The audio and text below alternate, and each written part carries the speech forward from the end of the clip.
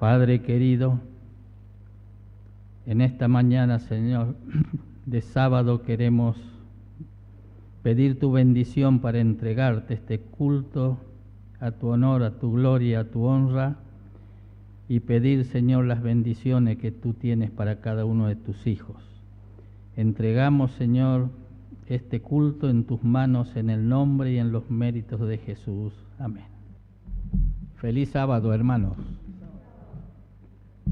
Feliz sábado, familias. Bueno, este sábado es el sábado de hogar y familia. En realidad tendría que ser todos los sábados, hogar y familia, porque somos un hogar y también somos una familia, la familia de Dios, y pertenecemos a ella. Así que este sábado lo vamos a dedicar a la reflexión y al estudio de aquello que Dios creó en un principio, que es el matrimonio, y a través del matrimonio vino la familia. Así que hoy vamos a dedicar eso. Quiero decir solamente 2 palabras para esta tarde, para aquellos que tienen intención de venir y aquellos que a lo mejor se están enterando en este momento. Vamos a tener un mini seminario. Ustedes saben que los seminarios sobre matrimonio, hogar y familia, por lo general se los comienza el día viernes a la noche, todo el sábado y termina el domingo al mediodía. Pero como estamos viviendo tiempos de compresión de tiempos, entonces parece que cada vez tenemos menos tiempo, y sobre todo para las cosas importantes. Y entonces, tratando de que nadie se asuste por la cantidad de tiempo que puede llevar hacer un seminario de 3 días, lo vamos a hacer en 4 horas. Vamos a ver qué podemos hacer en 4 horas. Solamente voy a decir que vamos a tratar de ser muy prácticos, muy prácticos. ¿Por qué? Porque si algo tengo que decir del matrimonio, que el matrimonio no es un producto que se compra, es un proceso que se construye, y para construir se necesitan al menos 2 cosas, el material y el conocimiento. Nadie nos ha enseñado a ser esposos, nadie nos ha enseñado a ser padres, y a veces aprendemos todo esto en los tropiezos de la vida. Y esos tropiezos a veces son destructivos, a veces nos ayudan por la experiencia, pero a veces son destructivos. Así que esta tarde vamos a tratar de abordar algunos temas que tienen que ver con la felicidad en el matrimonio, con el dolor a veces en el matrimonio, y a veces hasta con la destrucción del matrimonio. Así que invitamos a los hermanos de iglesia, aunque cuando hablamos de cursos de matrimonio se supone que es para matrimonio o parejas, pero también, hermanos, puede venir alguien que ha perdido su pareja, su matrimonio, y que está dispuesto, quisiera reanudar como experiencia de vida otra vez esta situación. Y como hay mucho que aprender, yo le digo que pueden venir. Algunos piensan que porque es para matrimonio, yo ya o soy viudo o he perdido mi pareja o mi esposa y estoy solo, ¿y qué voy a ir a hacer yo solo en medio de las parejas, de los matrimonios? No, venga, hermano, venga, o personas que quieran asistir, porque es una cuestión no es una cuestión solo de sentimientos, es una cuestión de conocimiento, más que sentimiento, para poder hacer funcionar un matrimonio, 2 personas distintas. Así que, hermanos, esta tarde a las 4 de la tarde tenemos pensado empezar este mini seminario de 4 horas. Esta mañana solamente quiero mencionar el texto que nos sirve de reflexión introductoria, Segunda de Reyes 4, 25 y 26. Es la historia de esta mujer sunamita. Esta mujer tenía problemas que la historia la conocemos, no voy a entrar en muchos detalles de ella, solamente voy a decir lo que pasó cuando ella quiso ir a ver al profeta Eliseo, y tenía un siervo que se llamaba Giesi. Y entonces, leyendo el versículo 25 y 26, dice: partióse pues y vino al varón de Dios, o sea, Eliseo, al monte del Carmelo. Y cuando el varón de Dios la vio de lejos, dijo a su criado Giesi: he aquí la tsunamita, ruégote que vayas ahora corriendo a recibirla. Y dile: ¿tienes paz? ¿Y tu marido? ¿Y tu hijo? Y ella dijo: paz. Hermanos, la gran preocupación de Dios por nuestras experiencias de vida, en las relaciones, pasa por el matrimonio, el hogar y la familia. Lo primero, en orden de importancia, que tenemos que tener en cuenta y saber, en primer lugar, que el matrimonio no es una institución humana, es una institución divina, es una institución que Dios hizo, el matrimonio, el hogar, la familia. Así que, y en segundo lugar, el matrimonio es una sociedad de afectos, no una sociedad de lucro. No sé si se entiende bien, quizás esta tarde vamos a estudiar un poco este tema. El matrimonio es una sociedad de afectos, donde debe de haber entre los esposos complementación, no competencia. Hoy en día fracasan muchos matrimonios por la competencia entre el hombre y la mujer, cuando en realidad el matrimonio es una sociedad de afectos. La competencia pertenece a lo secular, y la mezcla de ambos, o el concepto de la mezcla, debilita profundamente la complementación en la pareja. Porque lo que le pasa a uno en la relación de matrimonio, lo que le pasa a uno le pasa al otro en la relación matrimonial. Y hay un dicho que dice: donde uno no quiere, dos no pueden. Donde uno no quiere, Dios no puede. Y hermano, cuando usted está en el ambiente del matrimonio, debiera considerar que está en un ambiente sagrado, no secular. Usted está en un ambiente sagrado, porque Dios hizo el matrimonio sagrado. Y cuando usted está en el ambiente de trabajo, usted está en un ambiente secular. Y estas dos cosas no debiéramos mezclarlas. No debiéramos mezclarlas. Si hay una institución que hoy está sometida a la desconsideración, al desprestigio, a la confusión y aún a la destrucción, es el matrimonio.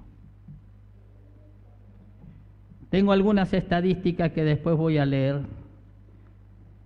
No quiero que nos asustemos de entrada en la consideración, pero, hermanos, el matrimonio es una institución de Dios, por lo tanto pertenece a lo sagrado. El matrimonio no es un producto, repito, no es un producto que se compra, es un proceso que se construye, no es una cuestión de suerte. Algunas veces uno escucha: ¿y a vos cómo te fue en el matrimonio? Y yo tuve suerte. Y dice uno, le pregunta, usted dice: no, yo no, a mí me fue mal, yo no tuve suerte en el matrimonio. El matrimonio no es una cuestión de suerte, hermanos. No es un producto que uno compra como un televisor y te dan una garantía, por las dudas falle. Acá la única garantía es Dios, porque Él hizo el matrimonio. No es una cuestión de suerte. No es una cuestión de suerte, hermanos. Es una cuestión que es un proceso. El matrimonio es un proceso que hay que construirlo. Y se construye de a dos y con la ayuda de Dios. Hermanos, hay dos modelos de matrimonio. Veamos cuál nosotros queremos elegir o en cuál de los dos modelos estaríamos viviendo. Génesis capítulo 2, versículo 21 al 26, ahí nosotros encontramos el modelo de Dios.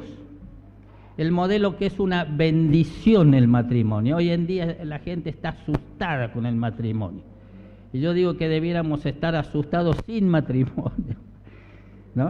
Pero Génesis 2, 21 al 26, ahí está la bendición del matrimonio.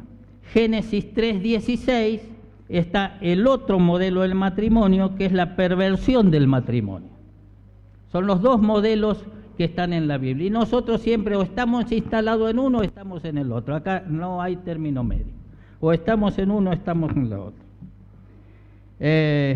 ¿Cómo lo hizo Dios el matrimonio? Génesis 2, 24. Por tanto dejará el hombre a su padre y a su madre, se unirá a su mujer y serán una sola carne. Esta tarde vamos a hablar un poco de esta unión que Dios determinó allá en el Edén cuando estableció el matrimonio. Usa un término, miren, usa un término en el hebreo cuando habla de que los dos serán una sola carne, que es ashat o ekat. Ashat es más castellanizado. Este término lo usa también en Deuteronomio capítulo 6, cuando habla de que Jehová Dios uno es. Y el término uno es dice ashat. En el hebreo es muy rico en este sentido de tener dos sentidos con dos términos distintos para indicar casi lo mismo. Cuando Dios habla de la unidad, de la deidad o de la Trinidad, habla en términos de ashat. O sea, es la unidad, pero con idea de pluralidad. Entonces, cuando Dios une al hombre en el sagrado estado del matrimonio, dice que los dos serán una sola carne, ashat. O sea, el mismo término que usa para la unidad de la deidad. Miren la importancia que tiene esta unión. Es la unión con idea de pluralidad, porque está el otro término en el hebreo para determinar la unidad absoluta, que es yakit. Cuando se usa yakit es uno solo, absoluto, es la unidad absoluta.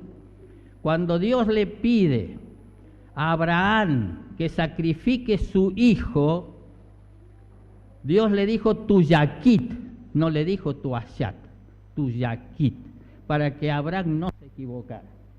¿Por qué? Porque Abraham tenía dos hijos, ustedes recuerdan. Y si él hubiese tenido que elegir entre sacrificar uno y el otro, cuando uno era el hijo de la promesa, ¿a quién hubiese elegido? A ver, ¿cómo se llamaba el otro? Ismael, ¿correcto? Yo hubiese hecho lo mismo. Dios me pide que sacrifique un hijo. Uno es el de la promesa. Dios, no puedo romper la promesa de Dios. Entonces hubiese sacrificado a Ismael. Si Dios le hubiese dicho a Ashat, lo más probable es que Abraham hubiese escogido a Ismael. Pero Dios le dijo, no, dame tu yakit, tu único hijo, tu yakit, para que no hubiese dudas. Ahora, cuando Dios une a la pareja en matrimonio, usa ashat. Están unidos como una unidad, aunque son más de uno, son dos. Dejará el hombre a su padre y a su madre, se unirá a su mujer y serán los dos ashat. una sola carne. Cuando esto no sucede, fracasan los matrimonios. Cuando esto no sucede, fracasan los matrimonios. Ahora, ¿cómo recibió Adán a su esposa cuando Dios la creó? ¿Saben? Miren, Dios podía haberlo creado a los dos de entrada. ¿Sí o no? Sí, podría haberlos creado a los dos de entrada. ¿Por qué no lo hizo? Yo me pregunté muchas veces, ¿por qué Dios no lo hizo de entrada? Porque Adán tenía que sentir la necesidad. ¿Ustedes recuerdan? Dios le puso toda la creación para él, para que él lo disfrutara, pero Dios veía que ¿qué es lo que veía? Que Adán no, había algo que faltaba, y Adán lo sentía, que faltaba algo. Entonces dijo Dios, no es bueno que el hombre esté solo, y le creó una ayuda idónea. Y cuando Dios le presenta a su esposa después de haberla sacado de una costilla, ¿qué dijo Adán? Una exclamación de júbilo. Esto sí, es hueso de mis huesos y carne de mi carne. Esto sí. Y esa es la exclamación que el hombre debía tener cuando recibe una esposa. Carne de su carne, hueso de su hueso. Bueno, a partir de ahí, a partir de este júbilo de Adán,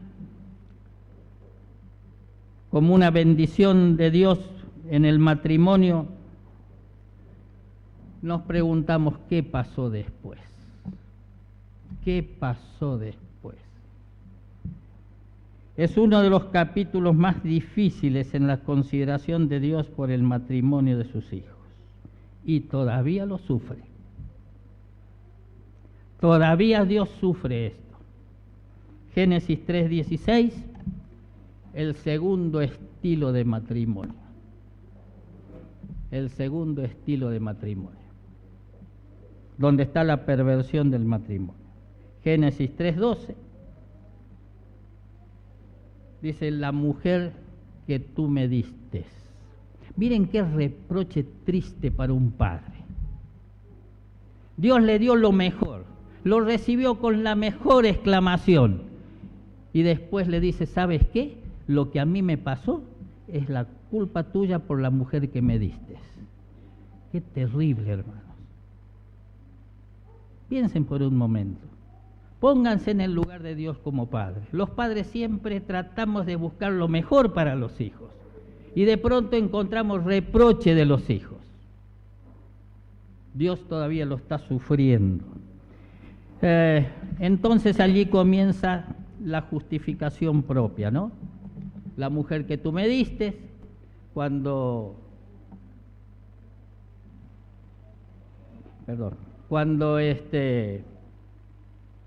va a la mujer, le dice, bueno, es la serpiente que estaba en el árbol.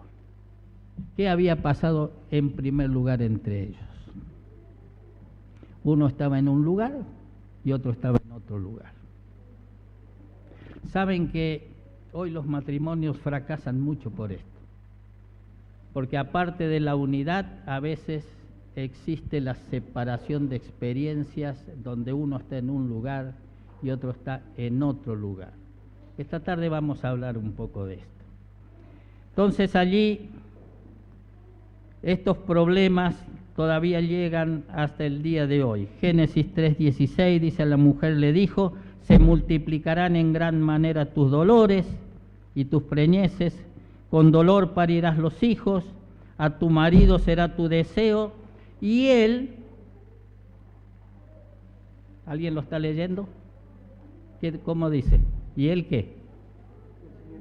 Y él se va a enseñar. ¿Saben? Algunos no saben cómo empezó el machismo. Acá empieza el machismo. Dios se lo dijo a Eva. ¿Sabes, Eva? Mira, parafraseando un poco el tema, ¿no? Mira, Eva, ¿sabes qué? Yo lo lamento mucho. sinceramente lo lamento mucho, porque yo no quise esto. Pero las circunstancias no se dieron como yo quise ni como yo lo enseñé, y ahora estamos en un problema. Porque desde ahora en adelante, dice, el hombre se va a enseñorear de ti.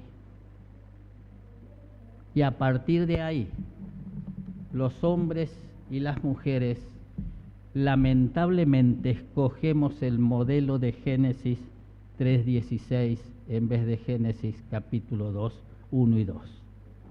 Y ahora, no estamos fatalmente condenados a elegir eso. Podemos elegir el otro, pero necesitamos todo un proceso de aprendizaje, de reflexión, de cambio. Ustedes saben que hablamos mucho del Evangelio, pero el Evangelio tiene un principio muy básico.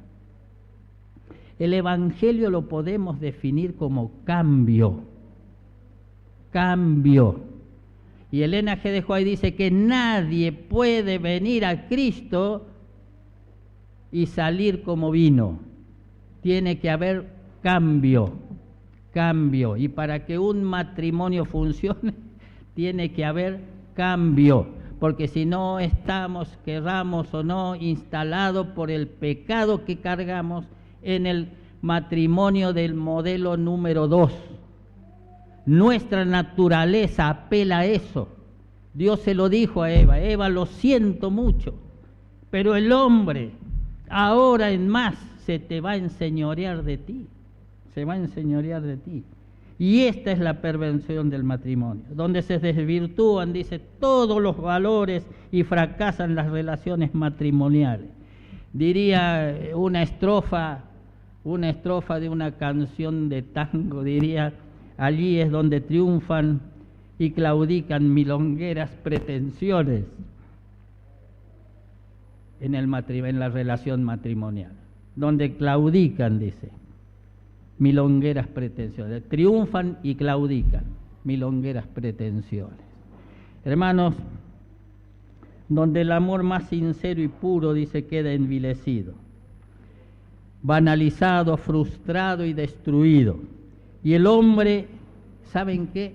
El hombre, con ese espíritu machista, yo no soy redentor de mujeres, no, porque no me corresponde a mí ser redentor de mujeres. Eso lo hace Dios. Pero ¿saben qué? Tenemos que admitir nuestra realidad. El hombre se hizo cargo de esta nueva situación. El hombre se hizo cargo. Ahora habían pecado y había que hacerse cargo. Dios podía perdonarlos, puede ayudarlos, pero la naturaleza propia de la elección equivocada nos permite, y lo hacemos, haciéndonos cargo de la situación. ¿Apelando a qué? ¿Cómo nos hacemos cargo los hombres? Apelando a la supremacía física. Apelando a la supremacía física.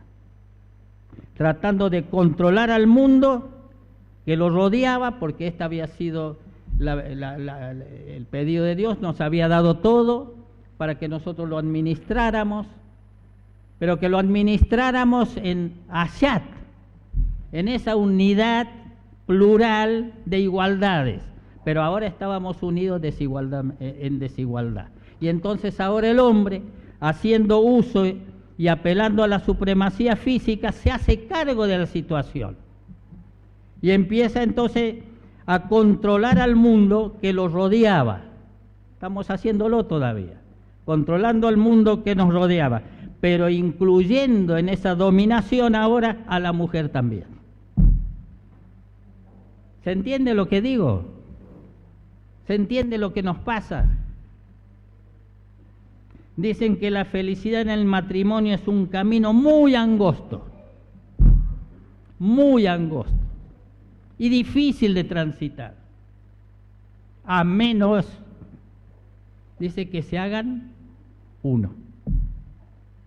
Es un camino tan angosto que no pueden ir dos a la par, a menos que se hagan uno.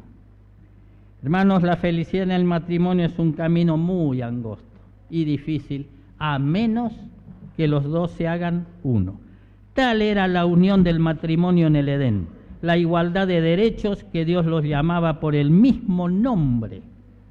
Tal vez algunos nos vamos a enterar de algo aquí. Génesis capítulo 5, versículo 2. Dice que Dios les puso nombre a Adán y a Eva. Yo no les quiero preguntar, pero todos creemos en general que el nombre del hombre era Adán y el nombre de la mujer era Eva. Y eso no es cierto. Eso no es lo que está en las Escrituras. Fíjense en ustedes, en el capítulo 5, versículo 2, dice que Dios creó al hombre y a la mujer, el varón y la mujer, y los llamó, ¿cómo dice allí? A los dos. Los llamó Adán. Miren, cuando Dios venía al huerto del Edén y los llamaba para conversar con ellos, Él llamaba a Adán y venían los dos, porque Dios no tenía un mensaje para uno y un mensaje para el otro.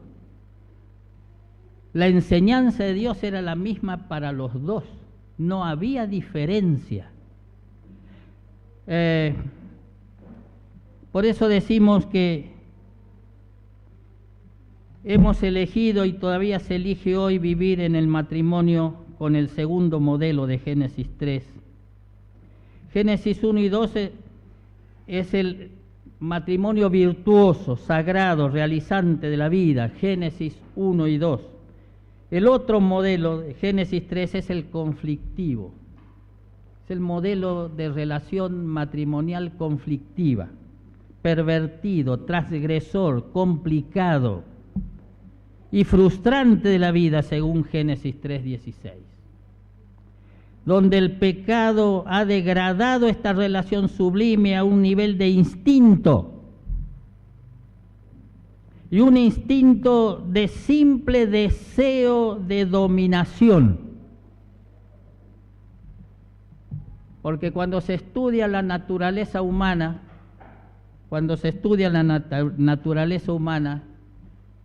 el ser humano necesita dominar, porque de lo contrario se siente dominado. Y nunca hemos escuchado: vos sos un dominado. Nunca lo hemos escuchado. Vos lo que pasa, sos un pollerudo, sos un dominado. Y entonces el hombre dice: no, no puede ser. Va y castiga a la mujer para demostrar que no está dominado. Lean los diarios, escuchen las noticias por televisión, por radio, escuchen. Nunca la mujer ha sido maltratada como está siendo maltratada, a pesar de todos los movimientos feministas y de derechos y de todo lo que ustedes quieran. Nunca. Algunos dicen: no, antes no se sabía. Sí, claro que había cosas que no se sabían. Pero hoy se sabe lo que es hoy en las relaciones donde cada vez la mujer es más maltratada, a pesar de todos los derechos y el reconocimiento de sus derechos y de todo. Hermano, el pecado ha degradado la relación sublime a un nivel de instinto simple de deseo y dominación. Y este estilo se lo ha perfeccionado, y hoy tanto se lo ha perfeccionado este estilo del segundo matrimonio, que hoy tenemos matrimonios mixtos, hoy tenemos familias disfuncionales, hoy tenemos matrimonios y familias homosexuales, porque el hombre quiere redefinir lo que está definido por Dios. Dios definió lo que es el matrimonio, cómo tiene que funcionar, cómo tiene que ser. Pero el hombre ahora, después de Génesis, con el segundo modelo, dice: no, ahora lo vamos a redefinir nosotros. Y tenemos todo esto que lo único que trae son problemas, dificultades y cada vez más frustración. Hay una pregunta que Dios le hizo a Adán y que todavía la hace hoy. Génesis capítulo 3, versículo 11, Dios le pregunta a Adán, después que había pecado, cuando Adán le dijo, tuve miedo, sabemos esto. Entonces Dios le dice a Adán, dime Adán, ¿quién te enseñó que estabas desnudo? ¿Quién te enseñó que estabas desnudo? Porque yo no lo hice. ¿Quién te enseñó? Y hermano, ¿quién nos enseña hoy que el matrimonio no debe ser como el capítulo 1 y 2 de Génesis? Miren, hermano, hay que tener tanto cuidado, porque a veces se buscan consejos con la mejor intención de solucionar problemas matrimoniales. Y cuando uno va al psicólogo o a personas, dice, bueno, ¿cuál es tu problema? Es que no hay caso, no nos llevamos bien. Dice, no te sientes bien, pero búscate otra. Esa es la solución. Búscate otra. Si esto no te funciona, búscate otra. Y a la mujer, ¿qué le dice? Búscate otro. Búscate otro. Esa es la solución que damos nosotros. Esa es la solución que damos nosotros. Es cierto que hay situaciones que deben considerarse a la luz de los fracasos, donde esos fracasos destruyen la humanidad, destruyen a la persona. A veces el que queda destruido es el hombre, a veces es la mujer, y a veces son los dos. Y a veces no hay reconciliación a menos que haya determinados cambios que se necesitan, y a veces casi se hace imposible sin Dios. Entonces las realizaciones a veces tienen otros caminos, que como le ocurrió a Jesús cuando lo imprecaron por el tema de que Moisés daba carta de divorcio, y dice, porque con las cartas de divorcio solucionamos el problema. Y le dijo Jesús, sí, claro que sí, pero en un principio no era así. ¿A dónde los llevó él? A Génesis capítulo 1 y a Génesis capítulo 2. En un principio, dice, las cosas no eran así. Y saben que Moisés lo hizo, ¿por qué lo hizo? Por la dureza de vuestro corazón. Para paliar un poco la situación, para que no terminen mayores desgracias. Moisés lo hizo, dice, pero lo hizo por la dureza de vuestro corazón. Dios quiere, hermanos, como Padre y como Dios que nos ha creado y nos ha dado el sagrado estado del matrimonio, Él quiere que nos realicemos con el modelo que nos dio en el Edén antes del pecado. Porque el segundo modelo lo experimentamos fuera del Edén. No hay Edén en el segundo modelo. No hay Edén, porque estuvieron fuera del Edén. Y es así. Y hermanos, estas dos pedagogías todavía subsisten. Todavía subsisten. Entonces a veces nos podemos preguntar, ¿quién nos enseñó para vivir de esta manera? ¿Es esta la manera? ¿Es esta la pedagogía de Dios? ¿La que estamos experimentando como matrimonio, como pareja, es esto? ¿O alguien nos enseñó otra cosa? ¿Quién te enseñó? Le dijo Dios a Moisés, porque yo no lo hice. ¿Quién te enseñó? Que hay algo distinto a lo que yo te enseñé. Hermanos, hoy la iglesia está muy preocupada. Hablo como institución mundial. La iglesia hoy está muy preocupada porque está perdiendo líderes. Y no me refiero específicamente a pastores. Está perdiendo líderes laicos.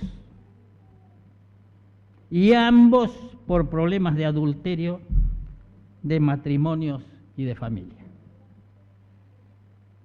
Está muy preocupada la iglesia hoy. Tengo algunas estadísticas generales. Diario La Nación, año 2018, dice los divorcios aumentaron el 41%. Parece que no da resultado el modelo 2. Parece que no da resultado. Aumentaron el 41%. Solo en la ciudad de Buenos Aires, 8.217 parejas se disolvieron y en el 2016, 5.815. De cada 3 que se casan, una se divorcia. En España, por ejemplo, de cada 10 matrimonios, 7 se separan. Esto es estadísticas de ahora. De cada 10, 7 se separan. Dice, el número de divorcios duplica al número de casamientos. 102.341 divorcios en el 2017. Argentina. Y hermanos, otra estadística que abarca en un año todo el mundo, habla de alrededor de 50 y tantos millones en un año en el mundo. Esto nos tiene que decir algo. Hermano, tengamos cuidado qué modelo elegimos de matrimonio. Porque en el 2 lo más probable es que pasemos a integrar alguno de estas cifras. El enemigo está quitando el testimonio como poder del Evangelio en este aspecto, por una pedagogía propia de destrucción, donde se destruye el hogar, la familia, los matrimonios de los hijos de Dios. La iglesia está muy preocupada. Esta tarde voy a dar alguna otra estadística. La pregunta de Segunda Reyes 4:26 que Dios le hace a través del profeta y de Giesi a la sunamita refleja la preocupación de Dios por nuestras familias, matrimonios y nuestros hijos. ¿Estás bien con tu marido?, le preguntó Giesi, parafraseándole un poco. ¿Le va bien a tu marido contigo? ¿Y a tu hijo le va bien con ustedes dos? Miren las preguntas de Dios. ¿Te va bien a ti con tu marido? ¿Y a tu marido le va bien contigo?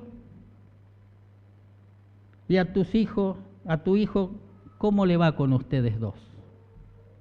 Esto es parafraseado la pregunta.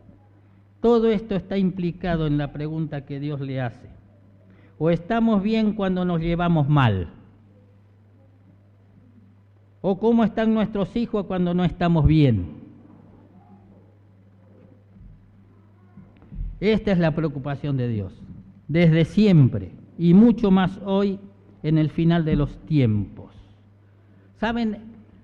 Todo el mundo, todo el mundo estamos viviendo un proceso de inestabilidad. Estamos viviendo en la era de la inestabilidad.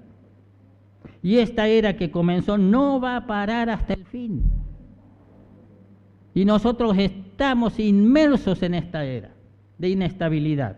Toda institución, dice, incluido el matrimonio, toda institución cuya estructura esté conformada por valores, le quedan dos alternativas.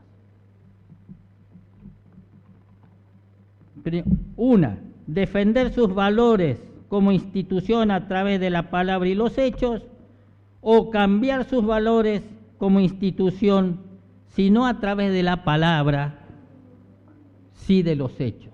Porque hablamos muy bien a veces, pero después los hechos dicen otra cosa. Hermanos, esta era de inestabilidad, y en esta experiencia de inestabilidad no escapa, hermanos, la institución del matrimonio y la familia, y lo podemos ver. Tampoco escapan las personas en su individualidad de experiencia, porque de hecho para que cambien las instituciones lo necesario es que cambien las personas. Y lo que viene en este aspecto es aterrador. Hay todo un programa para destruir el matrimonio y la familia. Esto no ocurre al azar, no es una cosa que sucede porque sí. Hay un programa de destrucción cuya enseñanza es la que Dios le preguntó a Adán: ¿quién te enseñó? ¿De quién somos enseñados para vivir la experiencia del matrimonio?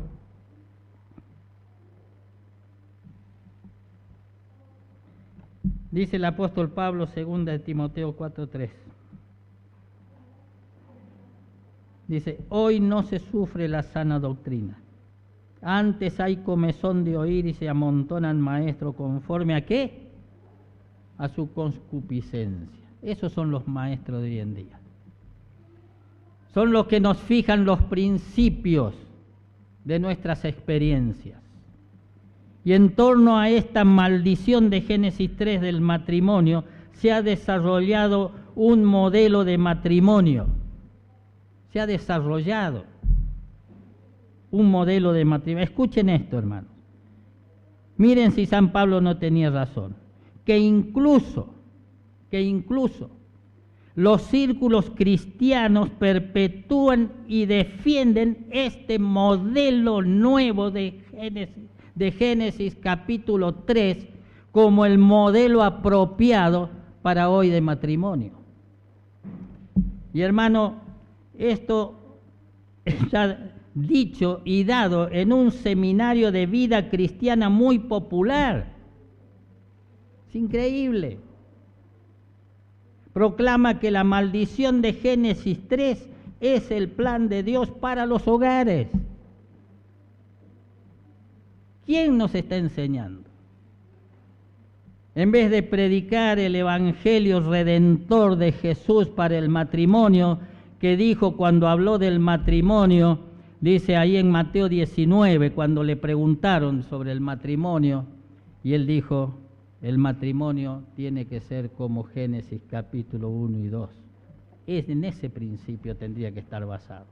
En un principio de lo que ocurre ahora, dice, no era así. No era así. En el principio no era así. Que todo lo que vino después, dio a entender Jesús, fue por la dureza de nuestro corazón. Jesús desafió los males que se habían impuesto entre los sexos y siempre quiso unirlos en una sola carne hasta que la muerte los separe. Este era el propósito de Dios y es todavía el propósito de Dios.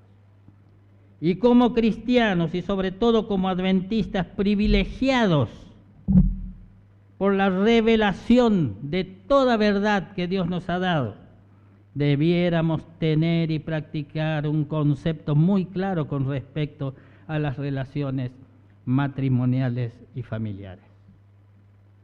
Miren, es muy importante la consideración que se hace del capítulo 1 al capítulo 3 sobre el matrimonio y la familia. Esto para saber cómo ocurrieron las cosas y saber cómo debieran ocurrir hoy en el matrimonio y en la familia. Génesis 1, 26, 27 dice, hay ahí una construcción sintáctica, gramatical muy interesante. Se usa la palabra Adán 2 veces, como una designación de la pareja humana.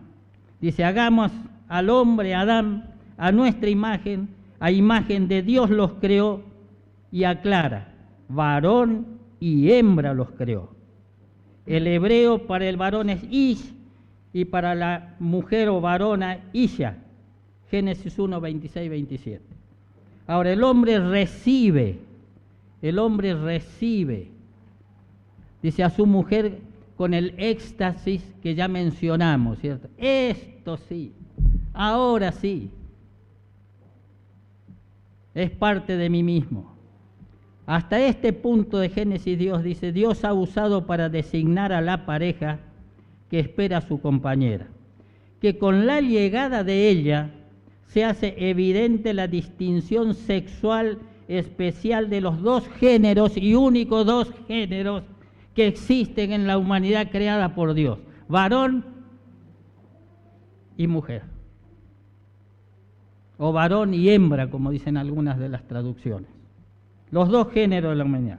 Entonces la Escritura llama ahora al hombre Ish y a la mujer Isha, pero solamente como distinción de género, de sexo, varón y mujer. No hay otra, para distinguir los dos sexos. Y esto como parte complementaria de uno con el otro. Pero, notamos esto ahora, pero para Dios seguían llamándose Adán. Interesante. Porque Dios consideraba esa unión como la unión de la deidad. Donde cuando Jesús les dijo, dice, yo y el Padre, una cosa somos. Como si fuesen una sola carne. Esa es la idea que tiene Dios para el matrimonio. Para Dios seguían llamándose Adán, y este es el nombre que Dios les puso. Fue después del pecado que Adán le pone nombre a la mujer y le dice se llamará Eva. Nosotros siempre estamos redefiniendo las definiciones de Dios y así son los problemas que tenemos. Fue después del pecado que a la mujer se le llamó Eva. Génesis capítulo 3, versículo 20. En el Edén, hermanos, en el matrimonio del Edén, el que Dios creó, el modelo número 1, no había competencia. Ahí no se competía. Porque eran los dos uno solo. ¿Cómo voy a competir yo conmigo mismo? Esta era la idea de Dios. No había competencia, no había superioridad. Eran los dos iguales. Ni había desigualdad, ni había crítica. Esta tarde vamos a conversar un poquito de estas cosas que malogran las finalidades de Dios para los matrimonios. Ni el abuso. El abuso fue después del pecado como uno de sus odiosos frutos. En un principio, dijo Jesús, no era así. Si ustedes quieren vivir como viven, decisión de ustedes, pero Dios no propone eso. Cuando nos aceptamos en matrimonio, dice, pidiendo la bendición de Dios, le decimos a Él que aceptamos las condiciones de la felicidad del matrimonio antes del pecado, no después. Las condiciones antes del pecado. El problema es que después nosotros aceptamos esas condiciones, pero después vivimos las condiciones del segundo en Génesis 3, y entonces muchos fracasan. Entonces creen que el matrimonio no funciona. Este matrimonio no funciona, el de Génesis 3. Prueba entonces, por lo menos aunque sea prueba, con el matrimonio de Génesis capítulo 1 y 2, y entonces podrás encontrar y disfrutar la felicidad del matrimonio y la familia, con el modelo número 1. La pregunta de Dios a la tsunamita todavía son vigentes hoy, ¿Todo va bien a ti con tu marido? ¿Le va bien a tu marido contigo? ¿Le va bien a tu hijo con ustedes dos? Ron Flower, en su libro Amor Rebosante, él dice así: entonces el matrimonio llega a ser el marco en el cual el hombre y la mujer pueden ofrecerse el uno al otro una experiencia gratificante, una probadita del amor ágape de 1 Corintios 13, donde todo lo soporta, porque es bondadoso, que todo lo cree, que todo lo espera. Y cuando dice todo lo soporta, no es que ni él ni ella tienen que soportar lo que no se soporta. Soportar aquello en lo cual tenemos que crecer, que cambiar. No es que vos me conociste así y no me vengas ahora con que yo tengo que cambiar. Vos sabías cómo yo era, así que bancátela. Modelo número 2. Modelo número 2. El hombre hace uso de su capacidad superior física y autoritaria y entonces determina las condiciones que el matrimonio debe tener. El machismo.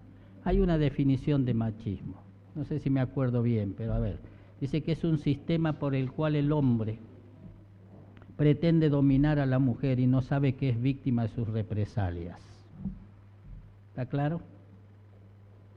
Y no sabe que es víctima de sus represalias. Esta tarde vamos a hablar un poquito de estas cosas. Lo que hace frustrar y destruir el matrimonio con estas condiciones del matrimonio número 2. ¿Le va bien? ¿Te va bien a ti? ¿Le va bien a tu marido? ¿Le va bien a tus hijos? ¿Saben? Cuando Adán despertó del sueño, modelo número 1,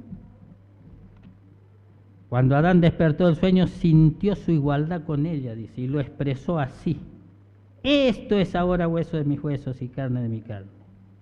Sentía su igualdad con ella, y al despertar del sueño, la amó. Saben, hermanos, algunos tendríamos que despertar del sueño. Despertar del sueño. Hermano, que Dios nos bendiga, nos perdone y nos siga ayudando. Nos vemos esta tarde.